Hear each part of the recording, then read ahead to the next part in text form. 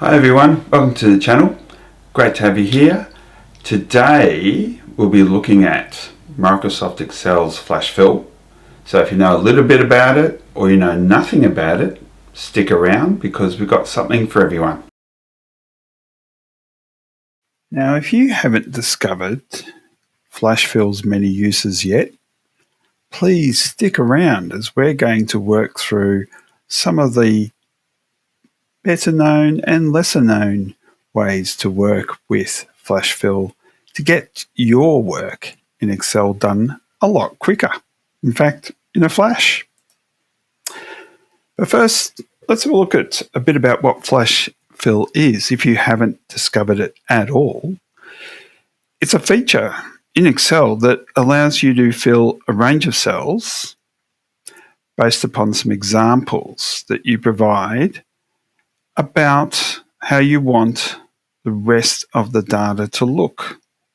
And for example here, that we have apples spelt with some capitalization that's not ideal. So we provide two examples and then let flash fill correct the rest. Pretty cool? Because by doing it with flash fill, you don't have to delve into, say, complex formulas or other processes that can take a bit of time if you're just starting out on your Excel journey. So Excel and flash fill is a must-have tool for getting your stuff done. And it's also a good preparation for getting familiar with data manipulation skills, and that's applicable in an area called Power Query. So for some, Excel flash fill might seem like a gimmick at first, but it can help you do some real work activities such as repair the data that's been entered, extract data, format it in all sorts of ways, and doing it all in a flash. It's such a cool little program. Now, there's a couple of ways that you can run it when it's turned on, and also it will automatically fill your data if this setting is ticked in your options. So from File, Options, Advanced, Editing Options, there's a checkbox for automatically flash fill. So if your data is entered and it's recognizing a pattern, flash fill will continue to propose based upon those examples. Or you can actually run it yourself by preparing your data examples and going to the Data tab and clicking Flash Fill. Or, like many things, you've got a shortcut key combo, Control and E. So let's have a look at some of the things that you can do to demonstrate the power of flash fill. So these techniques here, pattern recognition is core to what flash fill is about. It will automatically detect and apply the patterns of your data that you provide. So in this case, we're trying to separate these straight numbers here into some sort of serial number format with dashes after 3 digits and then another after another 2 digits and so on. So that's a really cool little technique. And also combining data from multiple columns into one. Now there's other ways you can do this with formulas, of course, but flash fill, give it two examples, such as here, drawing data from a column of first and last names and company names, and we can produce the email addresses for those staff members. And like with combining, we can also separate or split data from one column or more into multiple columns. So here we have our last name and state, which is probably the way that data gets extracted from another source. And we can then split that data using flash fill to show the last name and states in individual columns so we can then access them for other purposes. And much like the pattern recognition, formatting is an awesome feature of flash fill where we can take dates and numbers and text and format them as we'd like to see them without applying complex formatting options or other sorts of techniques.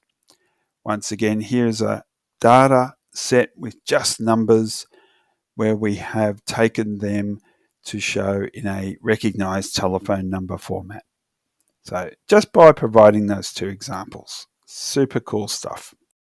Let's have a look at some more things with some live demos just to check out some of the things that Flash Fill can do, and hang around because I've got a way to show you how errors can be handled as well. So check this out.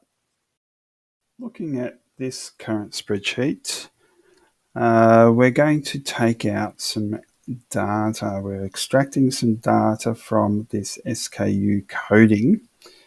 In this example, we can see T-shirt is the product type, then there's the color and size, all separated by these dashes.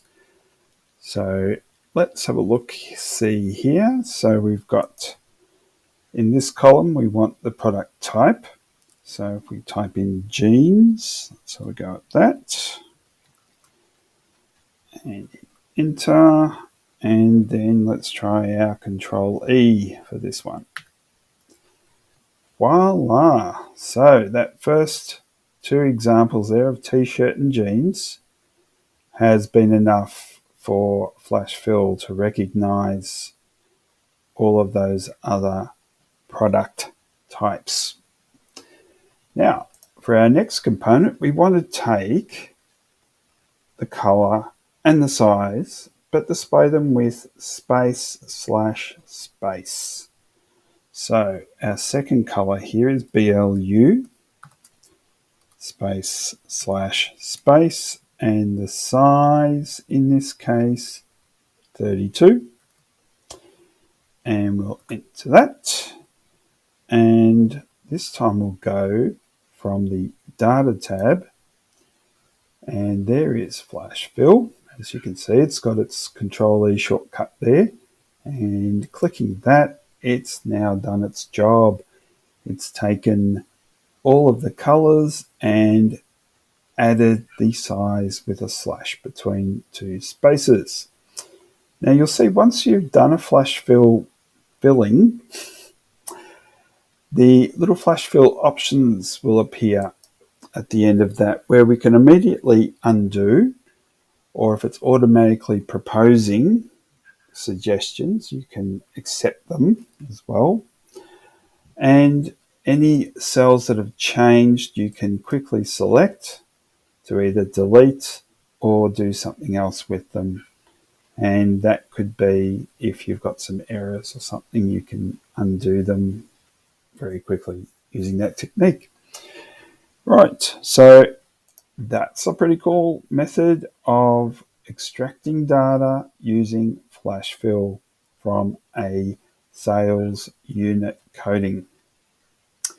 Right, so let's have a look at our next example where we have this set of staff data, probably from an HR department, and we're going to now take some of that pieces of data and display it here under these column headings, where we are taking a last name, state, combining them, zip codes or postal codes, and constructing their company emails from the data we have here. Let's give it a crack. So we've got Patel in here as the last name. We're going to now add Hernandez.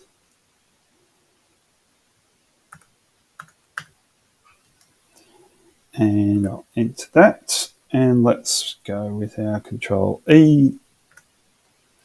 And we've extracted what looks to be correct. All of the first and last names have now been split to show the last name over here.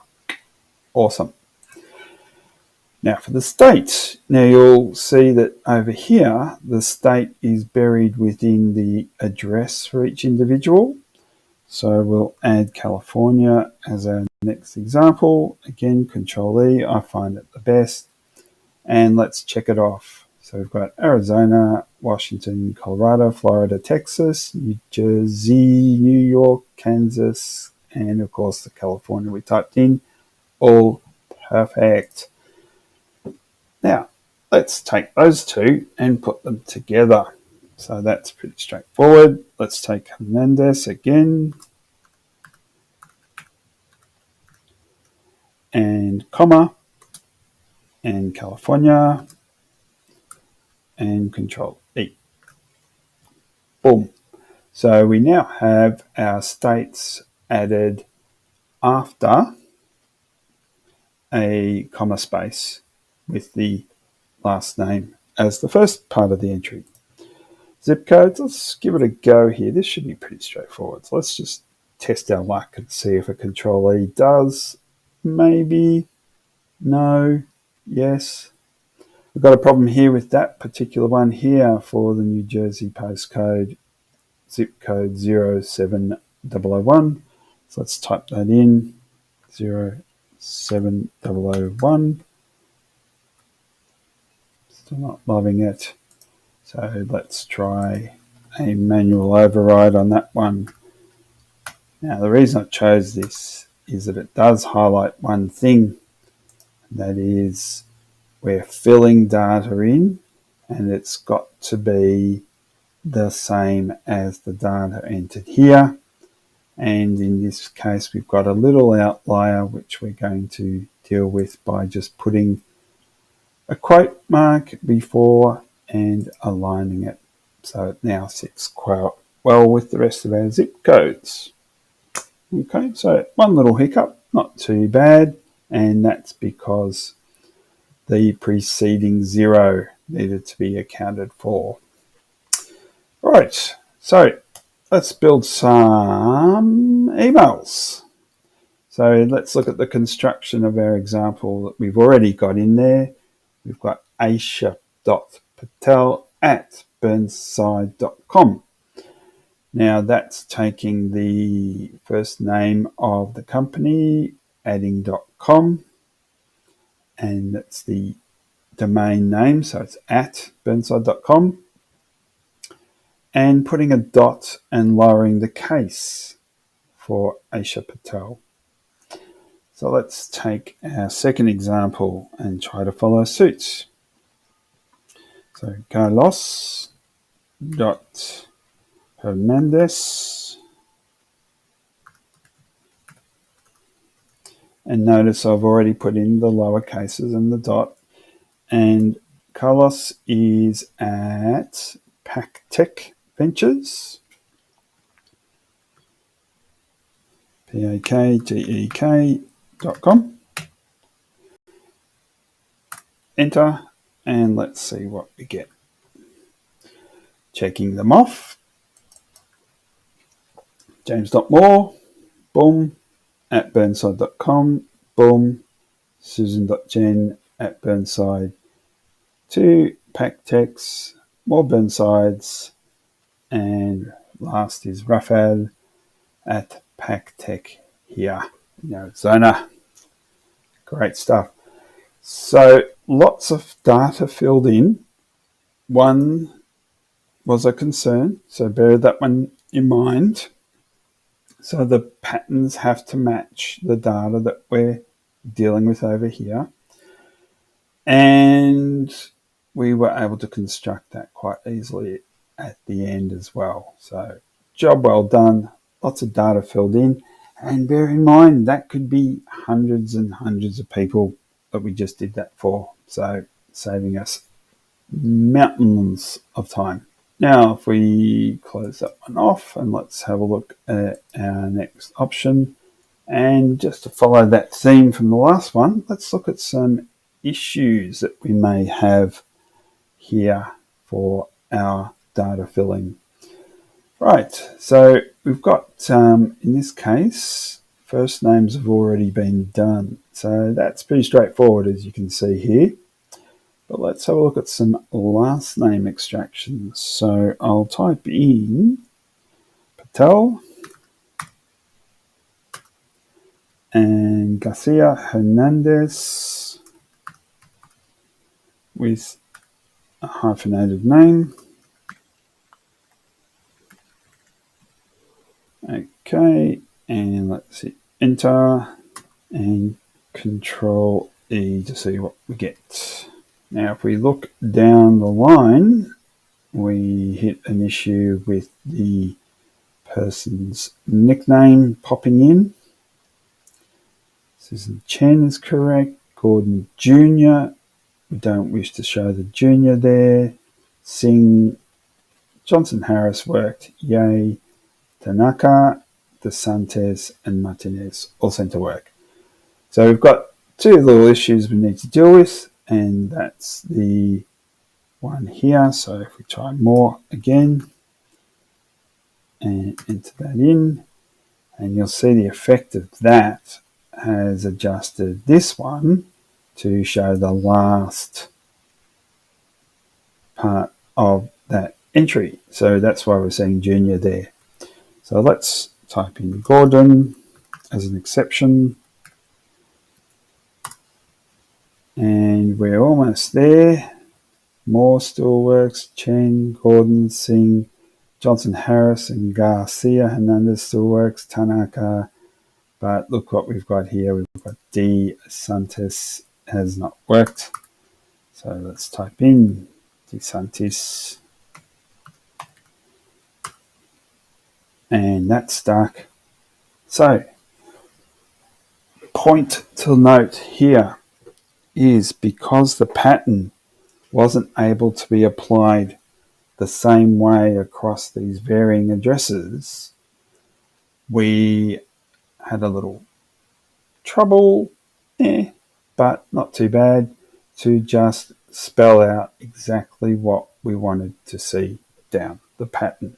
Okay, right, so for this next group, let's try and just make a small error and see what happens when there's a bit of mistyping.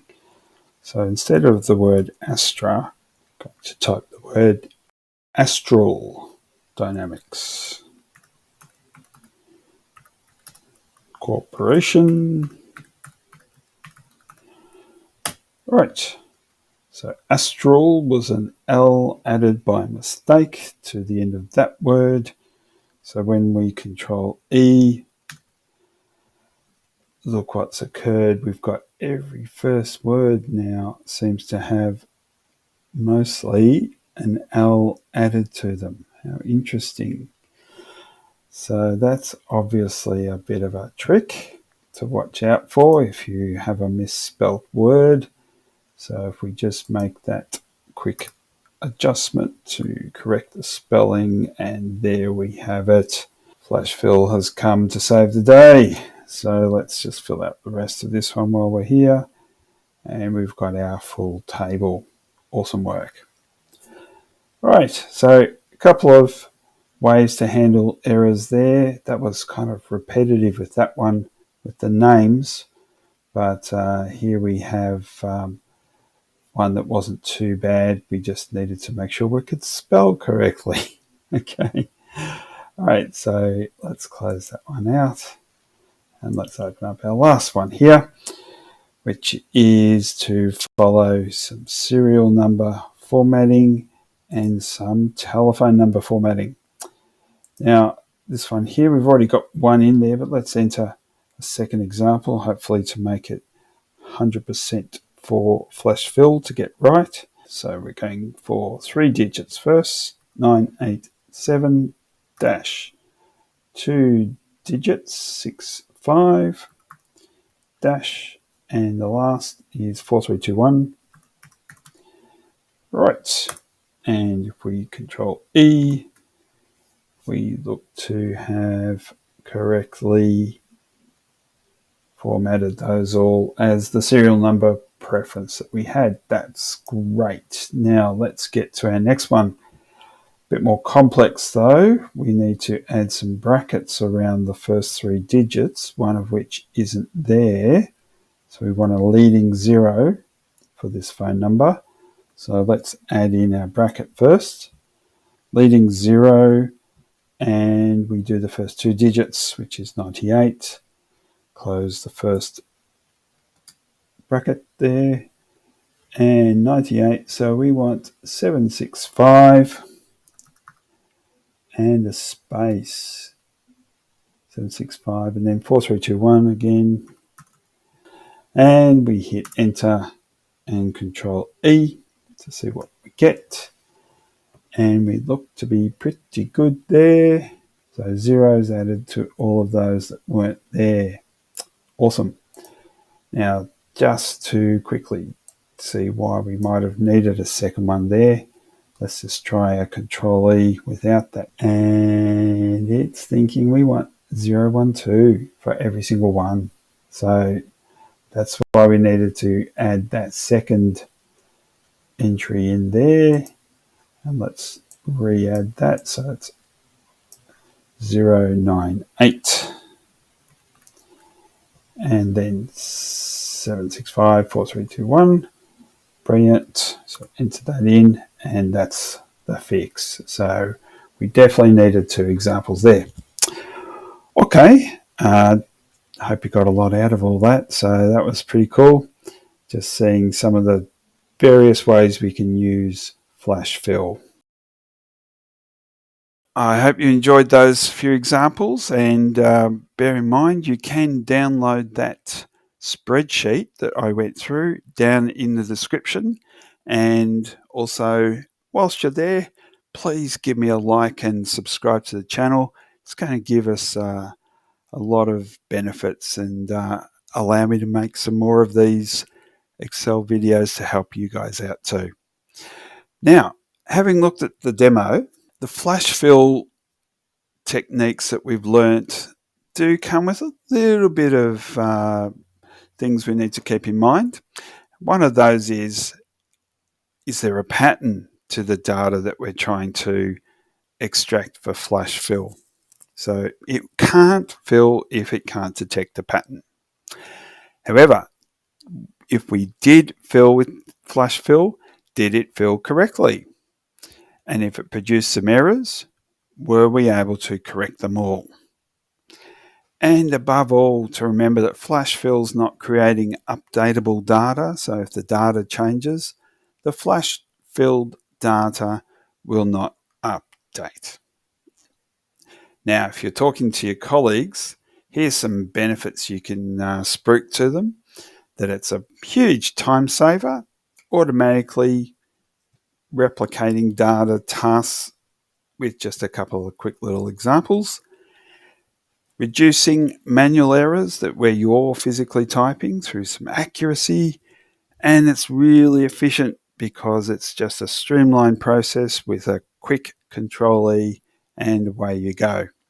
And the few minutes that we've spent learning about it today, and already I'm sure many of you have grasped it immediately, and with minimal learning, so can many of your colleagues. So you can be a real hero out there in the office. And if you do need to watch this video again, that's probably all it's going to take. And it's also educational to prepare you for the next steps of your data cleansing in Excel with the likes of Power Query. So some really cool features and really cool benefits from flash fill.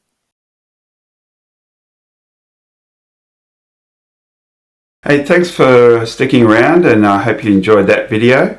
So if you haven't already, please click down below and leave us a like, and also subscribe to the channel. It would be so cool. And if you've got any comments, please leave them below as well, because we love to hear from anyone who's watching our videos. So take care. We'll see you in the next one.